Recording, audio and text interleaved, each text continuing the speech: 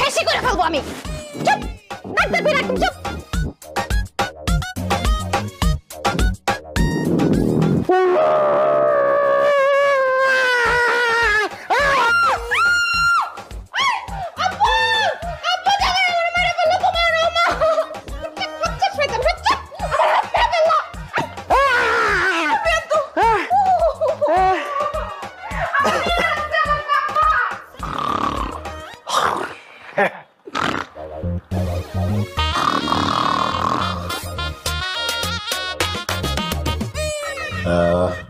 আমাকে দিলি কেন?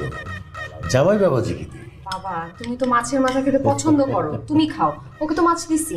তো জামাই বাবাজি, জামাই বাবাজি কেমন লাগছে শ্বশুর বাড়ি? কাকে কি জিজ্ঞেস করতেছো?